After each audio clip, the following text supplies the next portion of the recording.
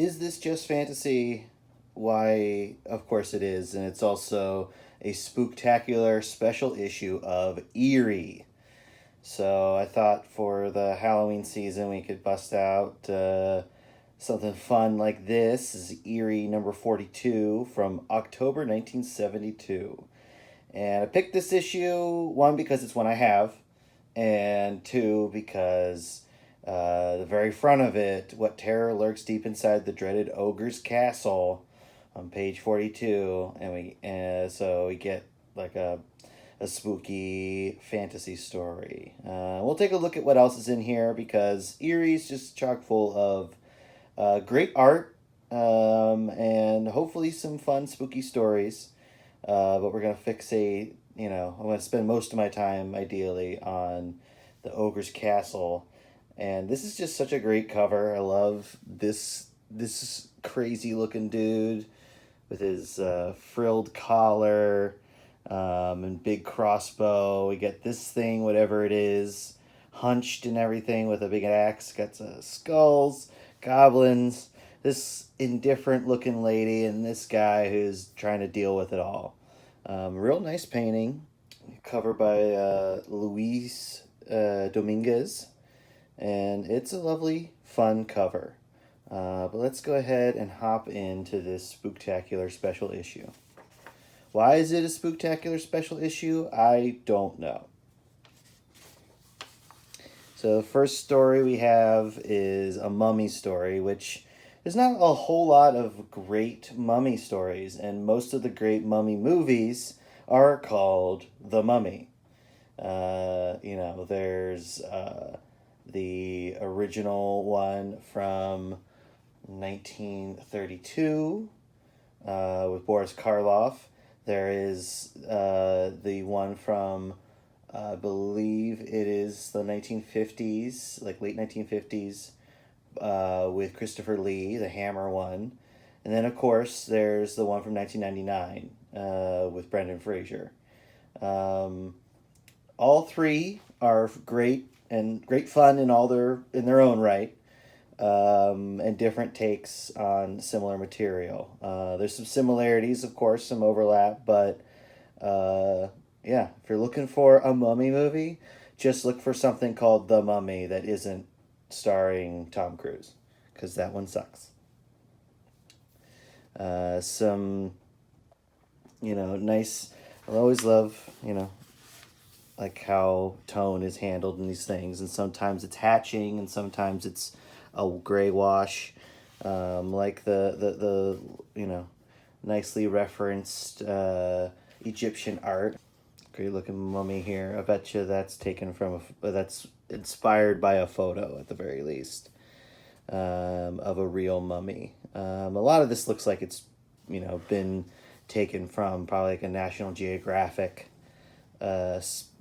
issue about ancient Egypt or Egyptian artifacts, because I imagine most of these are inspired by real items.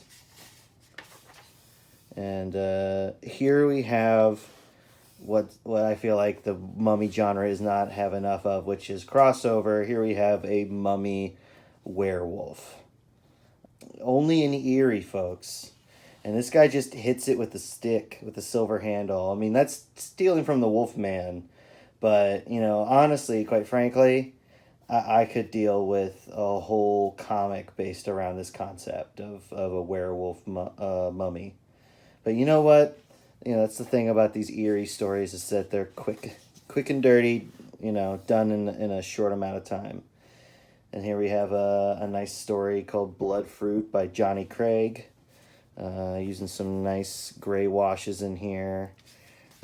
So, not so much hatching, but like just throwing in washes of gray. Really lovely stuff.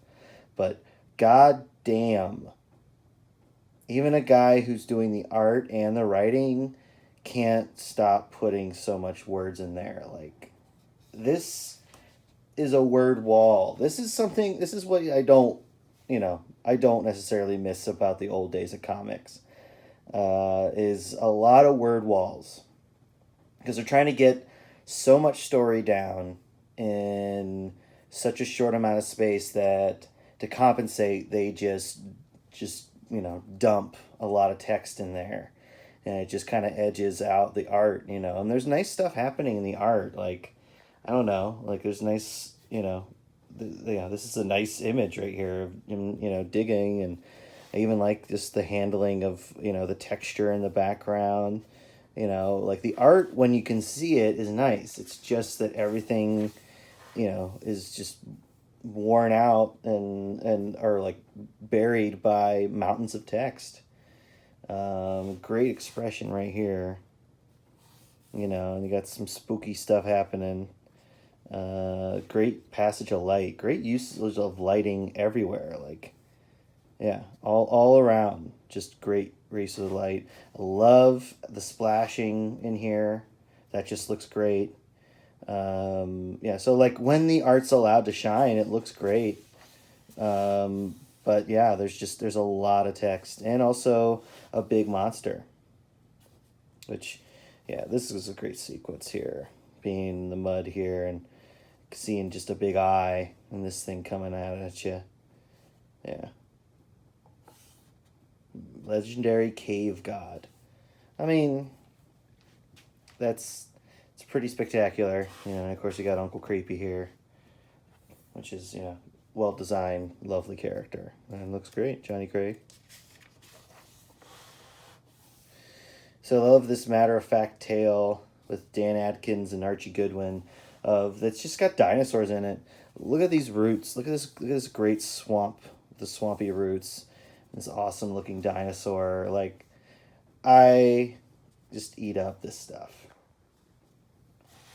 And and also just, this is a nice image. And again, probably reference from maybe like a movie or a magazine about movies or something like that. Because he's clearly referencing somebody who's, holding up binoculars. But then also I love these monstery dinosaurs, especially this herbivore that's got sharp teeth. I don't give a shit if that's inaccurate. That's fun. This is just it's fun shit. Still lots of word walls though, frankly. Lots of word walls, like good looking art, and this guy's hunting fucking dinosaurs, asshole. But yeah, like just lots. There is an awful lot of text. Another Uncle Creepy, same one as before, and a very distinctly articulated butt as this guy sinks. And clearly, like, not a real woman, but yeah, it's a nice butt.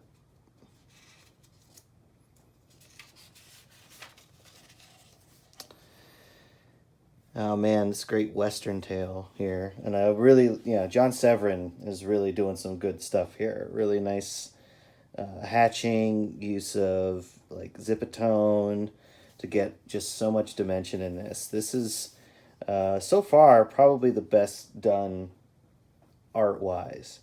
And you got some great lettering going on. But just, great use of this zipatone. Like, look at this. He's just making some of the background out of straight cutting out that zipatone in here. Which, if you don't know what zipatone is, it is like a dense dot texture. And they have, like, different patterns, but it's mostly, like, different dots in, like, different sizes and frequencies to have different darkness and lightness. And artists would cut it out and use it on art to add like some gray tone when they're doing black and white work. And right in here on this great panel here, we have, it's just cut out for like the wind and the snow and the mountains back there, just so like the actual inks push forward on this panel. Like, just great stuff from John Severin.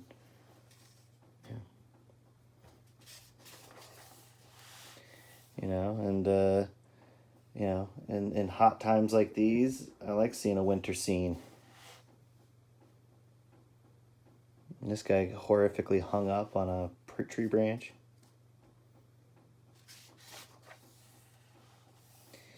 you know, and a great turn here into this skeleton, you know. Come on, we got death appearing here out in the wilderness. Great stuff, yeah.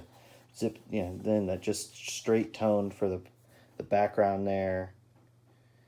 Yeah, love it. Absolutely love it. All right, we got some sci-fi going on here. Art and story by Doob.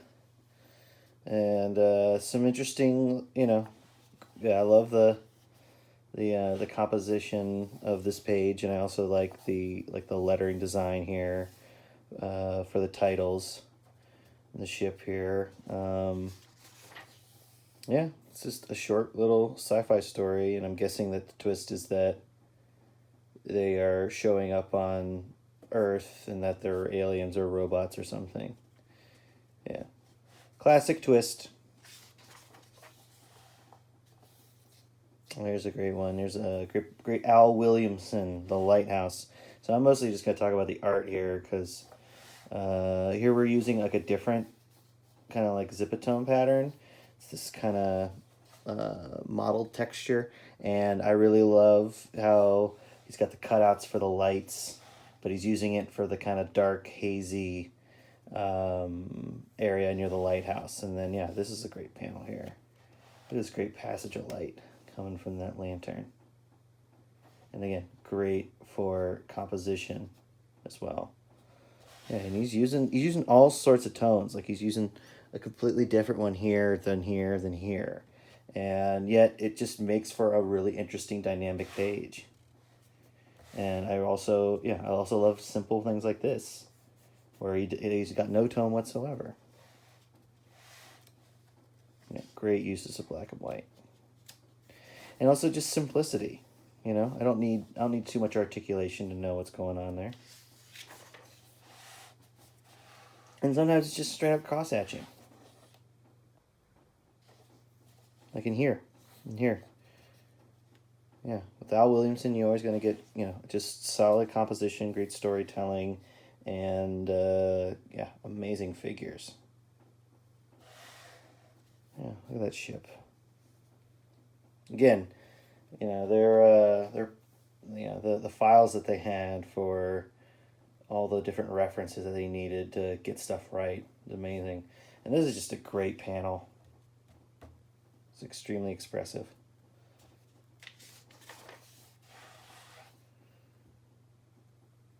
Yeah, and just dramatic tale of murder. And I just love, this is a great final shot here. The old lady, or that old corpse, just covering that man. It's just, yeah, that's a great image. You know, in a lot of these stories, they gotta be, they're pretty basic. They gotta be, right? Because they're short. So here we go.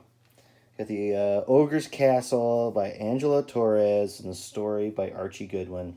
So Archie Goodwin's a mainstay of the comics industry at this time, and we have just a really, I think, a really gorgeously rendered story. You know, we have a great costume set up here. Looks like from the set of Ivanhoe or, you know, Adventures of Robin Hood or something like that. Richard III or Henry V or something like that. You know, so, but yeah, just a nice looking costume, great looking castle.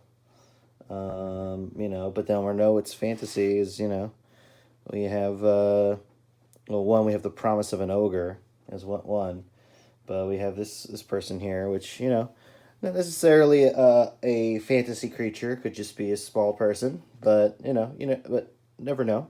So, you know, we have a basic setup. The knight is looking in search of his brother who went on a quest at this castle, and so our knight is going off after him. And I think a pretty good continuity between this panel and the one above for the castle. I feel like, you know, it more or less translates to the same thing, I think. I think he did a good job, Angelo Torres. And another great panel here of, you know, the foreboding nature of going to this castle. Here we have a hint of our first, maybe our first official fantasy creatures in this guy and our friend here at the elf ears.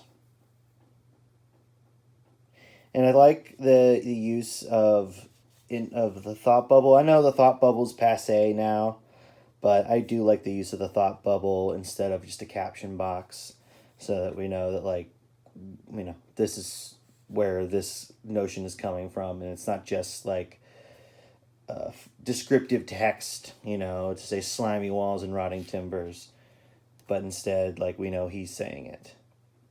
And also just, nice face and, nice articulation of the chainmail, although it definitely looks like kind of like Hollywood costume chainmail, so either they had somebody modeling for them or not, because that looks very reference from a photo, but these figures don't. These figures look more or less like the artist's invention.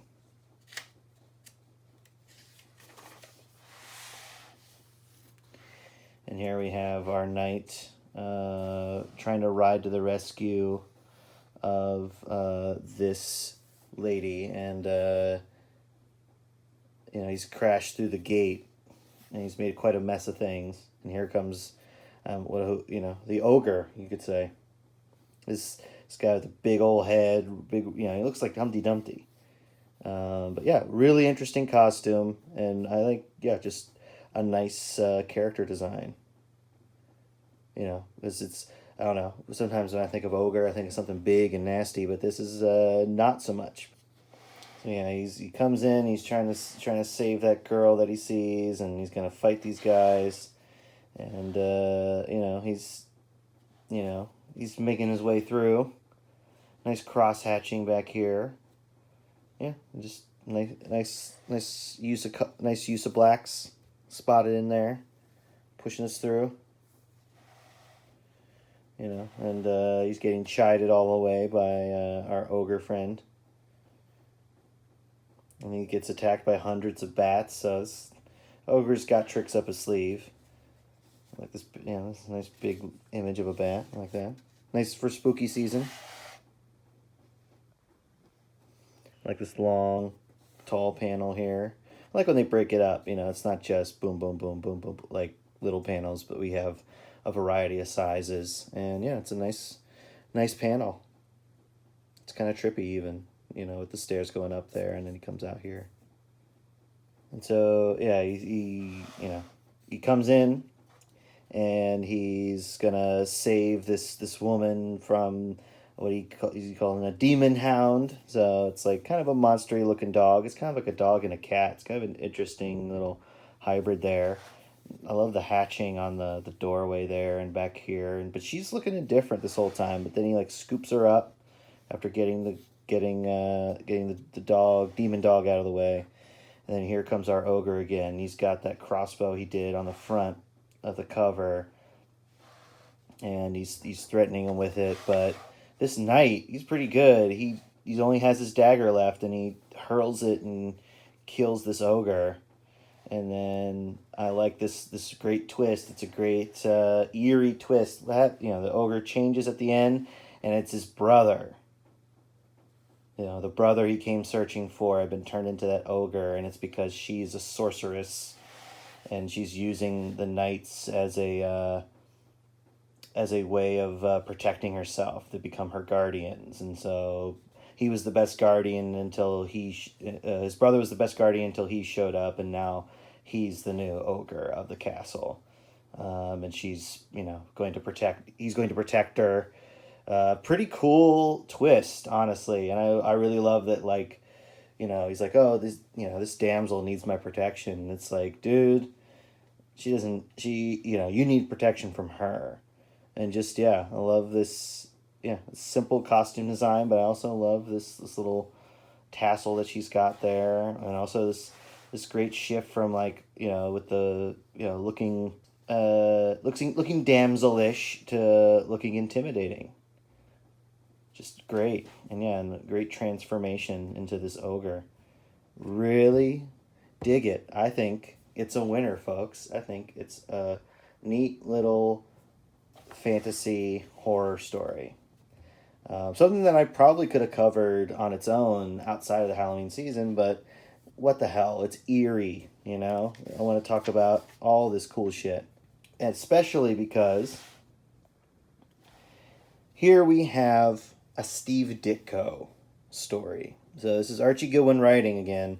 This is a Steve Ditko drawn story. So this is Steve Ditko post, you know, the creation of Spider-Man and Doctor Strange and all, you know, all of his work at Marvel, and this is when he's kind of more or less a freelancing guy, or he's on his own. And you know, Steve Ditko is such an interesting artist. He's a interesting guy. Maybe not somebody I would have been pals with, but I kind of would have liked to have met while he was still alive, because he's a character. But his line work and his character work is just so interesting. Like here, he's not using any zipatone. He's just throwing down every fucking line. Like, I really love how he's rendering like these little cubbies back here. You know, and like you can always tell like a Steve Ditko face and head, because like he has a way of constructing his figures that just look very distinctive. You know, like this could be Mr. A right here. His you know, Ayn Randian superhero who won't save people who can't save themselves. There's a reason why I you know, as much as I loved Steve Ditko and I think he did a lot of amazing stuff, especially for Spider-Man, he's not my favorite influence on Spider-Man, you know, or even favorite artist. But again, amazing work. You know, and great usage of spotting blacks, you know, to just separate different fields. But then also just all this tight line work in here. It's just really great textures. And especially like look at this panel. Look at this emanating light, you know, lines back here. But then also these horizontal lines to denote, you know, the position of the floor. I love the design of this creepy kind of spider-like mirror. I love also the reflection of him in the mirror.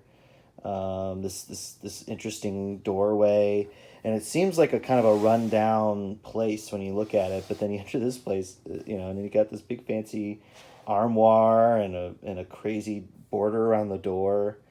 Really interesting. You know, and you get this, you know, and of course I'm drawn to that mirror because it's got the fucking devil in it. Yeah, great line work, great expression. And there's like, you know, fucking dudes or demons living in that fucking mirror. Look at all these crazy demon guys. Look at this lady. Yeah, and all those great lines. And those, I mean, these like this kind of black, you know, shape for the mirror makes me think of his Doctor Strange designs, like his, you know, just all these wild shapes and lines and things. Yep, and he's spooked, frankly. He was in the room. He picked the room with the spooky mirror, and it's got all these spooks in it. And then he got spooked to death. And he's in the mirror. He's dead in the mirror. You know, I don't even know. I really like this. You know, it feels like a truncated Twilight Zone, and it's a great last shot for like a Twilight Zone episode. It's just like it happens very fast, but of course these have to be fast. They have to be done in like fucking 4 pages or less. You know, and then this issue, which I really picked a great one, is here we have a Neil Adams story. A Neil Adams doing, I think, just straight, but it appears like straight pencils. So a straight pencil drawn story with Neil Adams. I've got Archie Goodwin writing here. It's interesting with the fantasy piece or the medieval piece. There's much less text to the art. The art features more prominently, and while the art features prominently here, seems to be a lot more text here than the previous one. But yeah, we got I'm assuming a voodoo zombie story. And this is well, he's known for like his line art on Batman of this era. Here's just showing off like how good at anatomy and like realism that Neil Adams was. And of course, yeah, Neil Adams is one of my favorite artists. Just such a great talent, and I actually got to meet him a couple times. Really nice guy. And yeah, he's absolutely missed. He was a great part of the comics industry, great artist, very inspirational figure, and just, yeah, a great, a nice swell guy. We got some voodoo drums going on. You got zombies coming out. The art's beautiful. And he's got a knack for just these really great faces. Really great stuff. And of course, he had to draw his own creepy. Or Eerie, Uncle Eerie. Yeah, movie monster kits. Yeah, a little off model for Godzilla there. But I don't know. I also like we have, Frankenstein, Dracula, the Phantom of the Opera. Those are all on model. Forgotten Prisoner of Castlemare. I don't know what that is, but it looks pretty cool. The Mummy, the Wolfman, the Creature from the Black Lagoon, Dr. Jekyll, Mr. Hyde, and this Hunchback of Notre Dame. They're all straight from movies. Godzilla, King Kong. And then we used to have a witch. The witch needed her own classic, the Universal horror movies, they needed a witch. That's what I'm saying. We need a classic movie witch. This giant-sized Jack Davis Frankenstein. I would kill to have that. Well, I wouldn't kill, but I would pay money for it. That's what I'm saying.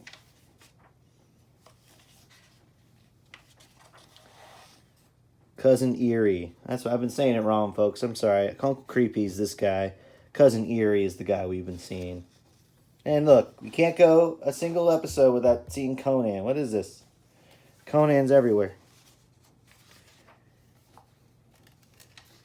I'm just enjoying these old ads, folks. Oh, wow. Look at some of these classics here. I love seeing our Nosferatu, and seeing the Golem, Deadly Mantis. Oh, man. Great stuff. Lots of fun going through these magazines, folks. Here we go, our final story, I believe. Man, Victor Fuente drawing the fuck out of this panel. Oh my goodness, folks. Look at all that's going on. This asshole's just raiding this place of treasures, and it's just, it's what you don't like seeing in Egyptology, folks. But yeah, man, what a great set of panels. Love the hint of the hieroglyphs behind him right here. Just great stuff.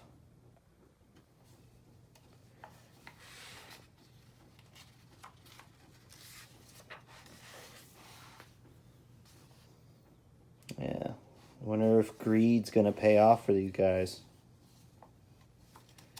Gorgeous work. And yes, so we start and end with a mummy story. Now, how about that? I love it. Look at this. Look at this great panel with this spooky ass mummy coming for him, huh?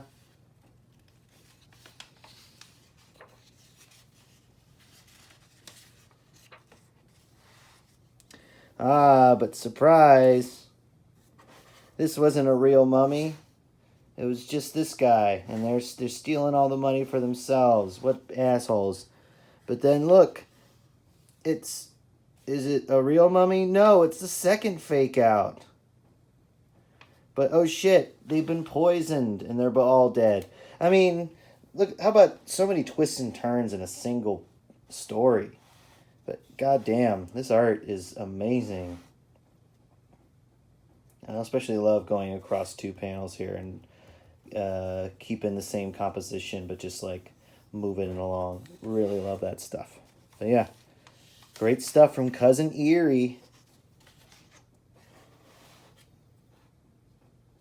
And we got a great Frazetta piece on the here, gracing our back cover here, the Sorcerer. Awesome. So that is our Spooktacular special issue of Eerie, number 42. Lots of fun, and I would definitely love going through one of these again. Maybe this month, maybe some other time. But yeah, I had a spooktacular time. Hope you did too.